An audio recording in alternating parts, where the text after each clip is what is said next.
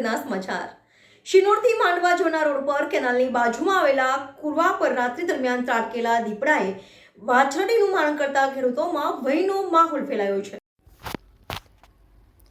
શિનોરથી માંડવા જવાના રોડ પર કેનાલની બાજુમાં શિનોરના ખેડૂત દિલીપભાઈ પટેલ પોતાની ખેતી ધરાવે છે।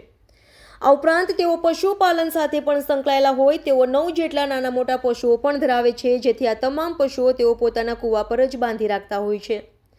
ત્યારે મોડી રાત્રે આશરે 3 થી 4 વાગ્યાના અરસામાં ખેડૂત દિલીપભાઈ પટેલના કૂવે એક દીપડો ત્રાટક્યો હતો અને ત્યાં બાંધેલા 9 નાના મોટા પશુઓ પૈકી 2.5 વર્ષની વાછરડીનું મારણ કરી નાસી ગયો હતો, જેને લઈને ખેડૂતોમાં ભયનો માહોલ ફેલાયો છે। ત્યારે શિનોર વન વિભાગ દ્વારા સત્વરે દીપડાને પાંજરે પૂરવામાં આવે તેવી લોકમાંગ ઉઠવા પામી છે।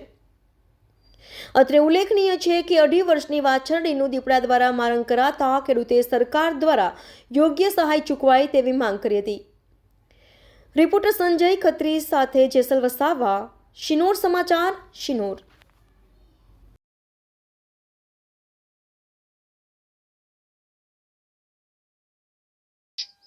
મારું નામ દિલીપભાઈ ભૈલલભાઈ પટેલ છે, ગામ સિનોર।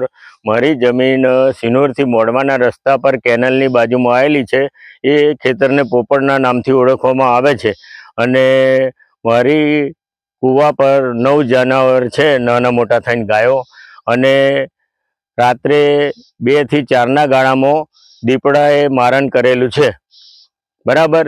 આ માટે અમોને યોગ્ય વળતર મળે અને સરકાર એના માટે પિંજરાની વ્યવસ્થા કરી નાની વ્યવસ્થા કરે એવી અમારી સરકાર પાસે માગણી છે, અને અમોને યોગ્ય વળતર મળે।